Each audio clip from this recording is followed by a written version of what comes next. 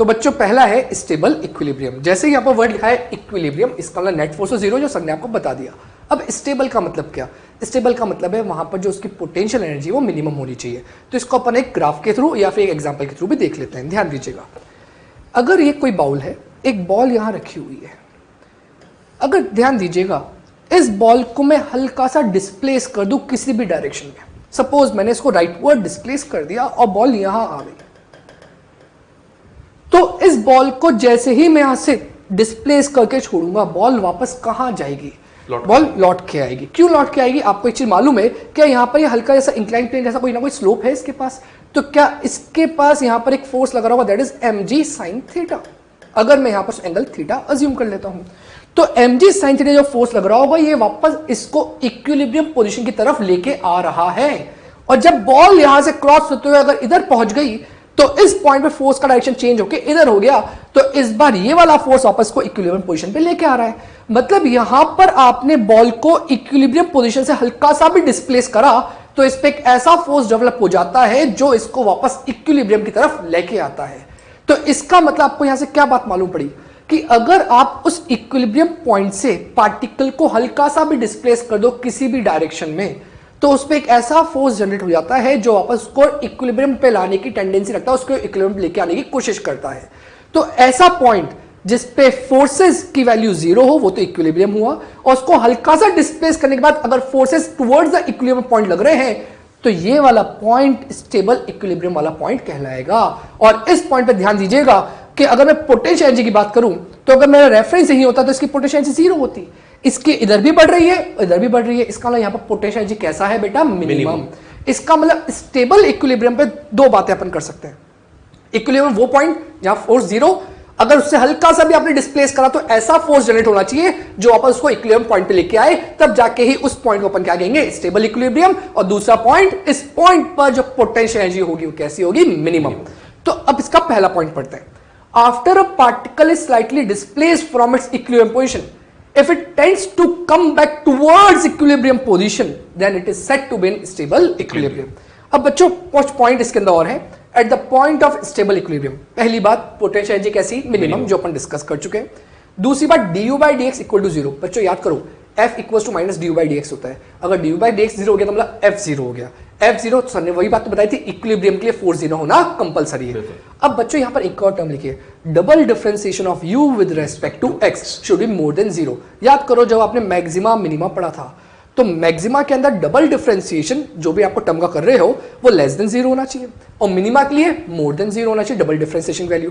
तो क्या अपन यहां पर जब स्टेबल इक्विलिब्रियम बोल रहे हैं तो कह रहे हैं पोटेंशियल एनर्जी कैसी है? मिनिमम, मतलब मिनिमा वाले पॉइंट की बात कर रहे हैं। तो पोटेंशियल एनर्जी का जो डबल डिफरेंशिएशन है उसकी वैल्यू मोर देन जीरो आनी चाहिए। अगर मोर देन जीरो आ गई, इसका मतलब वो स्टेबल इक्विलिब्रियम पॉइंट है। पर ध्यान रखिएगा, ऐसा नहीं सिर्फ अकेला ये चेक करना है, आपको स्टेप वाइज पहले ये चेक करना है, इस पॉइंट के बाद आपको ये चेक करना, अगर मोर देन जीरो है तो वो कौन सा पॉइंट है?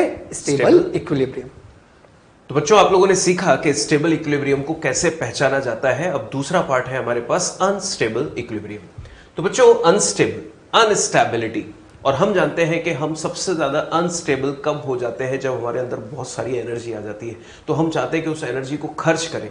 और जैसा अभी सर ने आपको स्टेबल पढ़ाया, हम सबसे ज्यादा स्टेबल कब होते हैं? जब हमारे अंदर एनर्जी नहीं होती। तो वही चीज आपको सर बोल रहे थे कि पोटेंशियल एनर्जी मिनिमम हो जाए तो उसको हम लोग स्टेबिलिटी की तरफ ले जाते हैं। तो जैसा मैंने यहां पर बोला, अनस्टेबल कब होते हैं? जब पोटेंशियल एनर्जी हमारे अंदर सबसे ज्यादा होती है। तो सबसे पहला पॉइंट मैं यहां पर आपको बताना चाह रहा हूं कि अनस्टेबल है मतलब पोटेंशियल एनर्जी हमारे पास कैसी होगी? मैक्सिमम होगी। और इक्विलिब्रियम है तो नेट फोर्स क्या होगा? जीरो। और नेट फोर्स जीरो कब होगा? जब ग्राफ पे स्लोप du by dx क्या होगी? जीरो। तो बच्चों दो पॉइंट्स तो हम लोगों ने क्लिक कर लिए कि अनस्टेबिलिटी मतलब पोटेंशियल एनर्जी मैक्सिमम, और इक्विलिब्रियम मतलब नेट फोर्स जीरो होना चाहिए। अब बात करते हैं, जैसा सर ने आपको सिखाया कि अगर हमें स्टेबल इक्विलिब्रियम पहचानना है तो बॉडी को स्लाइटली डिस्प्लेस कर दो। अगर वहां पर रिस्टोरिंग फोर्स वापस से बॉडी को लौटा के लाने की टेंडेंसी रखा तो इसका मतलब यह हुआ कि वो स्टेबल है। और अनस्टेबल को कैसे पहचाने? कि अगर हम लोग बॉडी को स्लाइटली डिस्प्लेस कर दें तो वहां पे जो फोर्स एक्टिवेट होगा डिस्प्लेस करने के बाद, वो बॉडी को वापस नहीं वहां से और दूर ले जाएगा। और बॉडी अगर वहां से और दूर जाने की टेंडेंसी रखती है बिकॉज ऑफ दैट फोर्स, तो इसका मतलब वो अनस्टेबल इक्विलिब्रियम है। जैसा सर ने एग्जांपल आपको दिया था, अब उसी बाउल को बच्चों हम लोग उल्टा करके रख देते हैं ऐसे, और अगेन हम लोग रेफरेंस अपना ये ग्राउंड लेवल सिलेक्ट कर लेते हैं लाइक दिस। ये ठीक है, और ये हो गया इस बाउल का सेंटर, यहां पर हम कंसीडर कर रहे हैं। और बॉल बच्चों यहां पर हम लोगों ने रखी है। अब इमेजिन कीजिए बच्चों इस बॉल को कितनी हाईली अनस्टेबल है। इक्विलिब्रियम है क्योंकि नॉर्मल रिएक्शन और एमजी एक दूसरे को यहां पर बैलेंस किए हैं।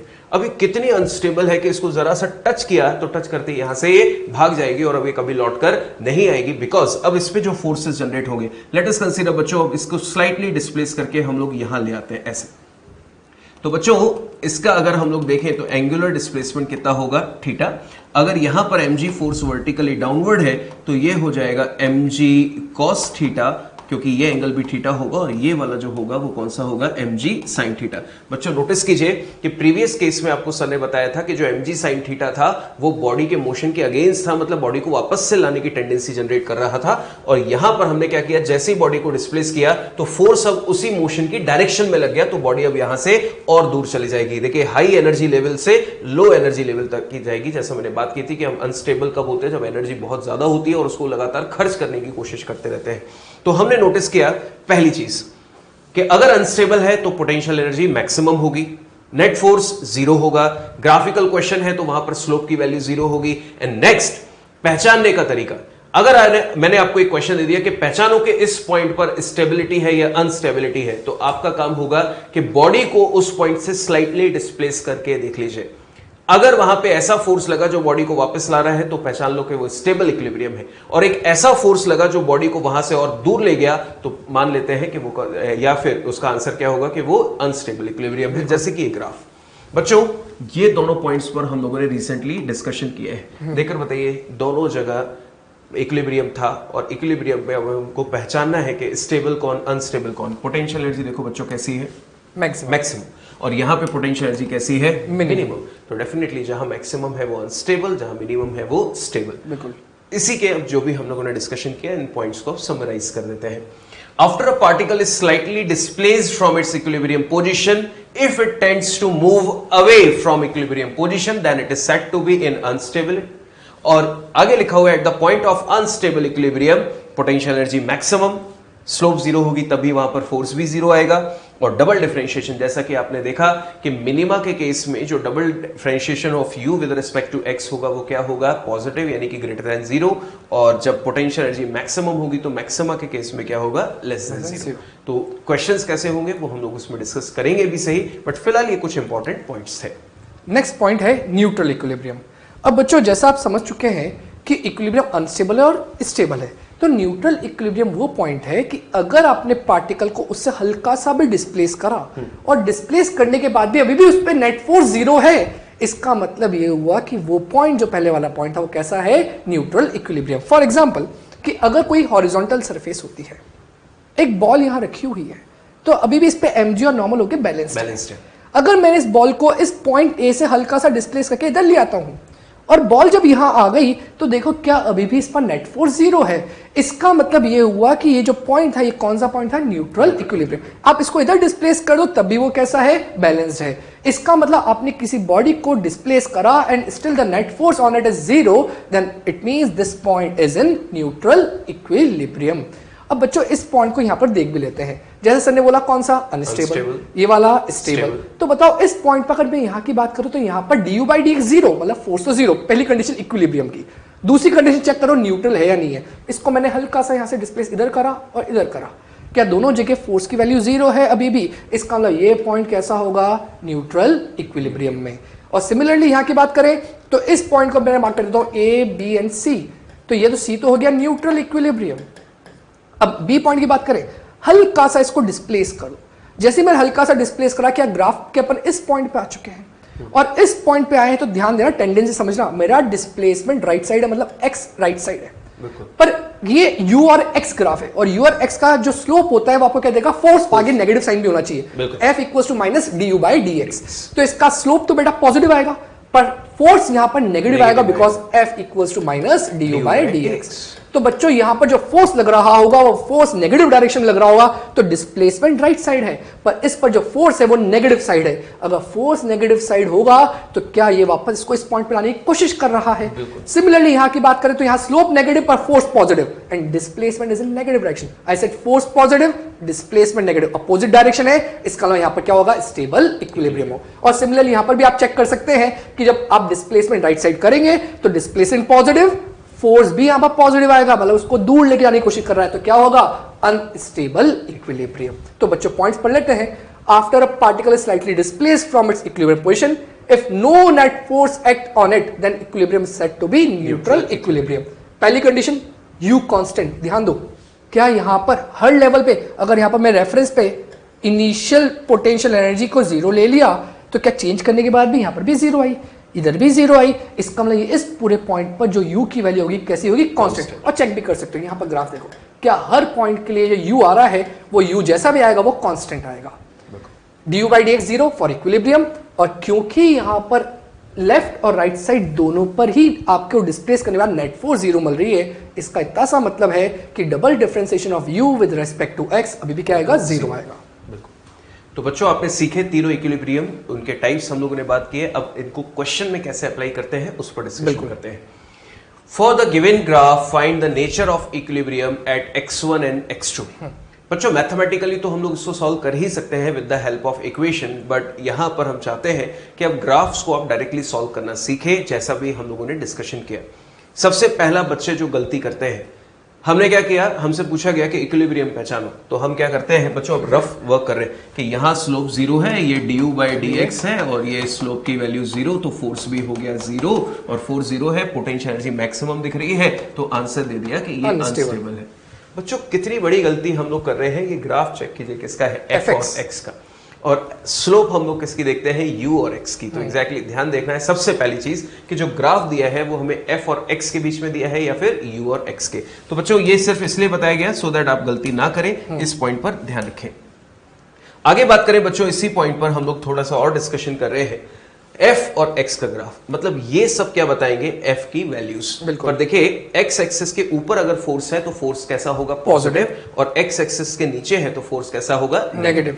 तो बच्चों अगर इस ग्राफ को हम लोग ध्यान से देखें तो फोर्स के दो पॉइंट्स ऐसे हैं इस ग्राफ में जहां पे फोर्स की वैल्यू जीरो है, एक x1 है, चेक कीजिए इस x1 पॉइंट पर हमें फोर्स कितना दिखाई दे रहा है, जीरो, और दूसरा जो x2 पॉइंट है वहां पर भी फोर्स कितना है, जीरो। तो एग्जैक्टली x1 और x2 ऐसे दो पॉइंट्स हैं, x1 और x2 ऐसे दो पॉइंट्स हैं जहां पे फोर्स जीरो है, और वही चीज हमसे इस क्वेश्चन में पूछी जा रही है कि पता कीजिए कि इक्विलिब्रियम कहां होगा। तो बच्चों x1 और x2, सर ने अभी अभी आपको ग्राफ में एक बहुत अच्छा डिस्कशन किया, बॉडी लौट कर आ जाए तो क्या होगा, स्टेबल, और दूर भाग जाए तो अनस्टेबल। चेक कीजिए बच्चों, ध्यान से देखिएगा, एक एक पॉइंट हम लोग अगेन अगेन रिपीट कर सकते हैं। बच्चों अगर मैं इस पॉइंट से डिस्कशन करना स्टार्ट करूं, ये वाले पॉइंट से, तो बॉडी को थोड़ा सा शिफ्ट करके देख लो। बच्चों अगर मैं यहां से बॉडी को स्लाइटली शिफ्ट करके देखता हूं लाइक दिस, ऐसे, तो डिस्प्लेसमेंट आगे की तरफ है, डिस्प्लेसमेंट आगे की तरफ है मतलब डिस्प्लेसमेंट पॉजिटिव है, हम ना आगे की तरफ ले रहे हैं। तो बच्चों अगर डिस्प्लेसमेंट आगे की तरफ है तो अब हमें चेक करना चाहिए फोर्स कहां लग रहा है। बच्चों चेक कीजिए, x1 से जैसे ही हम लोग आगे बढ़े तो जो ग्राफ है वो कहां चला गया, ऊपर, तो फोर्स का जो साइन है वो कैसा होगा, पॉजिटिव। बच्चों दोबारा से देखना कि जैसे ही हम लोग इस पर्टिकुलर पॉइंट x1 से आगे बढ़े तो डिस्प्लेसमेंट तो पॉजिटिव हुआ, पर ये ग्राफ कहां भाग गया, ऊपर की तरफ, मतलब फोर्स का साइन कैसा हो गया, पॉजिटिव। तो डिस्प्लेसमेंट भी पॉजिटिव और फोर्स भी पॉजिटिव। बच्चों बॉडी लौट कर आएगी और दूर चली जाएगी, दूर चल जाएगी, क्योंकि हमने जिस डायरेक्शन में उसको शिफ्ट किया उसी डायरेक्शन में फोर्स लग गया, बॉडी अब लौट कर नहीं आएगी। तो इसका मतलब ये जो x1 पॉइंट है वो किसको बता रहा है, अनस्टेबल इक्विलिब्रियम को। बिल्कुल सर। और अगर हम लोग x2 के बारे में डिस्कशन करें तो बच्चों दोनों तरह से चेक करेंगे, ऑब्जर्व कीजिएगा, x2 के आगे शिफ्ट करते हैं तो ग्राफ कहां जा रहा है, नीचे। x2 के आगे शिफ्ट कर रहे हैं तो ग्राफ जा रहा है नीचे, मतलब फोर्स है नेगेटिव। और x2 से पीछे शिफ्ट करें तो डिस्प्लेसमेंट बैकवर्ड, पर ग्राफ कहां है, ऊपर, मतलब फोर्स कैसा है, पॉजिटिव। तो आंसर आपको समझ ही आ गया होगा, बट अब इसको अपन रिप्रेजेंट करते हैं। नोटिस कीजिए बच्चों, x2 से जैसे ही हम लोगों ने आगे शिफ्ट किया तो डिस्प्लेसमेंट कैसा है, पॉजिटिव।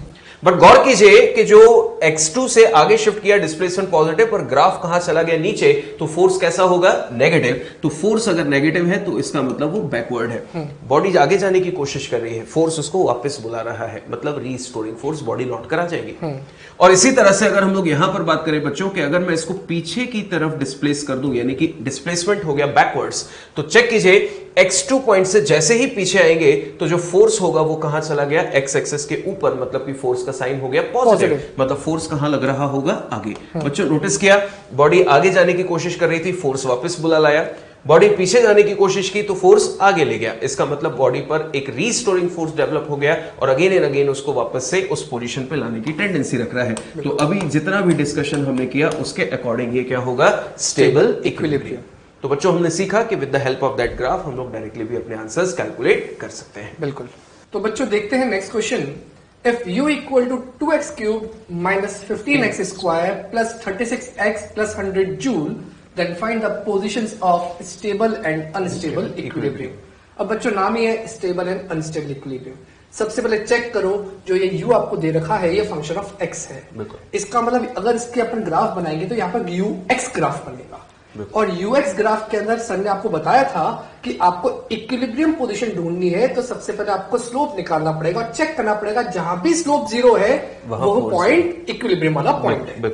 इसका मतलब ये हुआ कि सबसे पहले स्लोप निकालने के लिए मुझे इसका डिफरेंशिएशन करना पड़ेगा विद रेस्पेक्ट टू x। तो ऐसा है कि स्लोप का मतलब हो गया du by dx। अब du by dx यहां से निकालेंगे बच्चों तो इसका अपन डिफरेंशिएशन कर रहे हैं।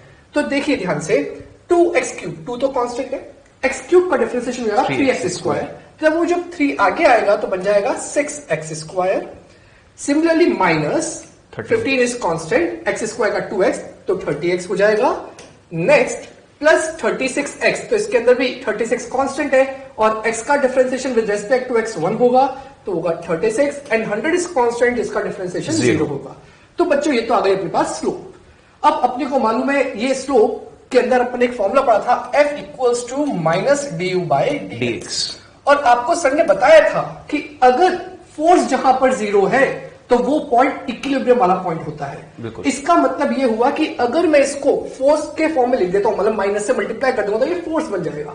इसको इक्वल टू 0 कर दूं तो मुझे क्या मिल जाएगा कि किस पॉइंट पे इक्विलिब्रियम है। तो देखिए f equals to minus 6x square minus 30x plus 36। अब बच्चों में इसको डायरेक्टली इक्वल टू क्या कर रहा हूं? 0 to find the position of equilibrium. तो यहां पर क्या बन जाएगा? अगर मैं इसमें 6 कॉमन लेता हूं तो बन जाएगा x square minus 5x plus 6 equal to 0। बच्चों इसका अपन मिड टर्म स्प्लिटिंग कर सकते हैं तो बन जाएगी x square minus 2x minus 3x plus 6 equal to 0, जिसको मैं लिख सकता हूं x minus 2 minus 3x minus 2 equal to 0। शायद आपको समझ में आ रहा होगा, मैंने सिर्फ कॉमन लिया था यहाँ पर। इसमें से भी x माइनस 2 कॉमन ले लेंगे तो क्या बच जाएगा? x minus 2 into x minus 3 equal to 0। यहां से बच्चों x की 2 वैल्यू आई, 2 एंड 3। इसका मतलब 2 एंड 3 पर दोनों पर इक्विलिब्रियम है, बट कौन सा इक्विलिब्रियम है ये मालूम नहीं है। इसका मतलब मुझे सिर्फ इक्विलिब्रियम वाले पोजीशंस मिले हैं। अब जैसा कि आपने और सिखा था, सर ने बताया था कि अगर अनस्टेबल या स्टेबल है तो अपने को चेक करना होता है with the help of double differentiation of u with respect to x।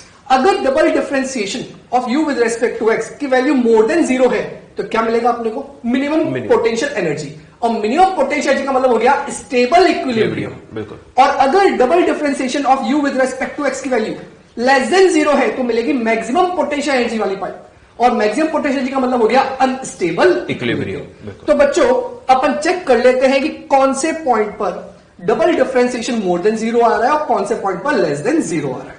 तो सबसे पहले बात करते हैं du by dx के डबल डिफरेंशिएशन की। तो याद करो, इसका अगर मैं डबल डिफरेंशिएशन करता हूं तो इसका जब डिफरेंशिएशन है 6x स्क्वायर क्या हो जाएगा सर? 12x। बिल्कुल। माइनस 30 और 36 का 0 हो जाएगा। अब बच्चों इसके अंदर एक एक करके वैल्यूज पुट करते हैं। तो जब मैं x इक्वल टू 2 पुट कर रहा हूं उस केस में डबल डिफरेंशिएशन की वैल्यू क्या आ रही है वो चेक कर लेते हैं। तो जैसे यहां पर मैं 2 रखूंगा, 12 2 24 माइनस 30 माइनस 6। बिल्कुल सर। अगर मैं x इक्वल टू 3 रखूंगा तो डबल डिफरेंशिएशन की वैल्यू हो जाएगी 12 इंटू 3 माइनस 30 प्लस 6। बिल्कुल सर।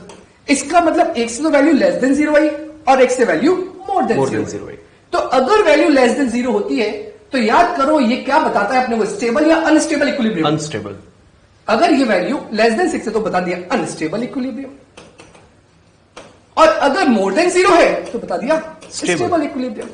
तो सर यहां से बच्चों को बात समझ में आ जाएगी अभी तक कि इस पॉइंट पर तो अनस्टेबल इक्विलिब्रियम है और इस वाले पॉइंट पर स्टेबल इक्विलिब्रियम है। तो आपसे क्वेश्चन यही पूछा था, find the position of stable and unstable equilibrium. तो x इक्वल टू 2 पे unstable and x equal to 3 पर स्टेबल इक्विलिब्रियम। सर इसमें बच्चे कई बार इस तरह का भी डाउट पूछते हैं कि सर x बराबर 2 पे अनस्टेबल आया है, और अगर यहां पर हमें पोटेंशियल एनर्जीज क्रॉस चेक करनी हो कि मैक्सिमम है या मिनिमम, तो फिर हम लोग कैसे चेक करेंगे कि x बराबर 2 और x बराबर 3 पे पोटेंशियल एनर्जी की वैल्यूज कैसी है? बहुत अच्छी बात पूछी सर आपने। अगर x इक्वल टू 2 पे बात करें पोटेंशियल एनर्जी मिनिमम है मैक्सिमम, तो बच्चों ये आपके पास x की वैल्यू 2 आई है ना, इसको इस u की इक्वेशन में पुट कर दो। बिल्कुल। यहां से जो पोटेंशियल एनर्जी की वैल्यू आएगी वो अनस्टेबल इक्विलिब्रियम में तो मैक्सिमम आएगी, और x इक्वल टू 3 की वैल्यू अगर मैं सारी x की पोजीशन में 3 रख दूंगा तो यहां से जो पोटेंशियल एनर्जी आएगी वो मिनिमम आएगी। तो आपको सिर्फ क्या करना है, शो करके दिखा देता हूं कि सपोज मैं x की वैल्यू 2 यहां पुट कर देता हूं, तो क्या इक्वेशन बन जाएगी, 2 इंटू 2 का क्यूब माइनस 15 इंटू 2 का स्क्वायर प्लस 36 इंटू 2 प्लस 100। बच्चों जब आप इसको सॉल्व करोगे तो जो पोटेंशियल एनर्जी आएगी ये उसकी मैक्सिमम वैल्यू होगी, बिकॉज ये अनस्टेबल इक्विलिब्रियम वाला पॉइंट है। बिल्कुल। और सिमिलरली आप x इक्वल टू 3 के लिए सॉल्व कर सकते हैं। बिल्कुल। तो बच्चों देखिए, आपने देखा, बहुत अच्छी बात सर ने आपको बताई। आप ऐसे क्रॉस चेक भी कर सकते हैं कि x इक्वल टू 2 और 3 सक्सेसिवली प्लेस कीजिए, तो अपने आप आपको पता चल जाएगा कि 2 पे पोटेंशियल एनर्जी x बराबर 3 के रिस्पेक्ट में ज्यादा आएगी, जिसके लिए अपन अनस्टेबल बोल रहे हैं। बिल्कुल। तो बच्चों अब नेक्स्ट टॉपिक पढ़ रहे हैं, work done by spring force. और याद रखो सर ने कुछ समझाया था स्प्रिंग फोर्स के बारे में कि जब स्प्रिंग को एक्सटेंड करते हैं तो फोर्स इनवर्ड लगता है और डिस्प्लेसमेंट आउटवर्ड होता है। फोर्स इनवर्ड, डिस्प्लेसमेंट आउटवर्ड, इसका मतलब यहाँ पर work done by spring force तो नेगेटिव आया, पर वहां पर पोटेंशियल एनर्जी स्टोर हो चुकी है, इसका मतलब वहां पर पोटेंशियल एनर्जी बढ़ चुकी है, तो पोटेंशियल एनर्जी का चेंज तो पॉजिटिव है, पर work done by spring force is negative. बस उसी कंसेप्ट को अपन यहाँ पर यूज करते हैं। तो work done by spring force in stretching the spring to length x from natural length. ये जो अपन ने लिखा F equals to minus k x, ये कौन सा फोर्स है, स्प्रिंग फोर्स। बच्चों अपन ये बात पहले ही पढ़ चुके हैं। तो देखो जैसे ही पर्टिकुलर पार्टिकल अपनी नेचुरल लेंथ से इधर गया तो क्या स्प्रिंग फोर्स इनवर्ड लगा, मतलब जो डिस्प्लेसमेंट हुआ वो डिस्प्लेसमेंट x हुआ, पर फोर्स बैकवर्ड लगा। तो ये बैकवर्ड साइन जो है इसी के लिए अपन ने क्या यूज करा है, माइनस। तो F इक्वल्स टू क्या हो गया बच्चों, माइनस के एक्स। अब जो वर्क डन हुआ स्प्रिंग फोर्स के कारण, मुझे मालूम है कि स्प्रिंग फोर्स x डिपेंडेंट है, मतलब वेरिएबल फोर्स है, तो मेरे को इंटीग्रेशन करना पड़ेगा। तो work done equals to F dx, ये अपना फॉर्मूला होता है। F के लिए रख दी बच्चों minus k x into D x. अब बच्चों कहां से कहां तक इसकी लिमिट पुट करेंगे, क्या इसकी नेचुरल लेंथ पर x की वैल्यू 0 थी, और जब मैंने इसको x एक्सटेंड कर दिया यहाँ पर x की वैल्यू क्या हो गई, x हो गई, मतलब इसको अपन ने x इलोंगेट कर दिया, तो मैंने लिख दिया 0 से x। बच्चों ये k स्प्रिंग कांस्टेंट है या फोर्स कांस्टेंट है, इसकी वैल्यू अपन बाहर निकाल ली because this is a constant. क्या बच्चा बच्चों, x dx। अगर आपको याद हो तो x dx का इंटीग्रेशन क्या हो जाएगा, minus k x square by 2। तो अपन ने वहीं लिख दिया minus k x square by 2। अब बच्चों इसके अंदर लिमिट बिट पुट करने, तो यहां पर अगर मैं लिमिट पुट करूंगा 0 से x, तो जब मैं x की लिमिट पुट करूंगा अपर लिमिट तो सेम टू सेम आंसर आएगा, पर जब 0 पुट करूंगा तो वो 0 हो जाएगा। इसलिए फाइनल आंसर क्या बचा, minus k x square by 2। याद करो ये स्प्रिंग फोर्स कैसी फोर्स थी, कंजर्वेटिव फोर्स। तो कंजर्वेटिव फोर्स का जो वर्क डन आया वो चेंज इन पोटेंशियल एनर्जी के नेगेटिव साइन के बराबर आता था। तो वही एक्सटर्नल फोर्स का जो आता था, अगर काइनेटिक एनर्जी में कोई चेंज नहीं हो रहा तो उस केस में आंसर क्या होता था, पॉजिटिव साइन के साथ वाला। इसका मतलब ये हुआ कि अगर जो वैल्यू WS से minus half k x square आई है, जो वैल्यू माइनस डेल्टा यू के भी बराबर है, तो वही W एक्सटर्नल की वैल्यू क्या होगी, हाफ के एक्स स्क्वायर, जिसकी वैल्यू डेल्टा यू के बराबर। इसका मतलब यहां से अपन दो बात सीख चुके हैं कि जो पोटेंशियल एनर्जी का चेंज आया क्या वो हाफ के एक्स स्क्वायर आया, अगर अपन ने इनिशियल लेवल पर पोटेंशियल एनर्जी क्या बोल दी है, 0, तो x लेंथ पर जो उसकी फाइनल पोटेंशियल एनर्जी गया UF, इसका मतलब UF minus UI that is equal to delta U which is equal to half k x square. तो अपन यहां से एक बात कह सकते हैं कि अगर UI की वैल्यू 0 है तो UF कितना हो गया, हाफ के एक्स स्क्वायर। तो बच्चों ये सारी बात वही है जो सर ने आपको थ्योरेटिकल फॉर्म में समझा चुके थे। बिल्कुल।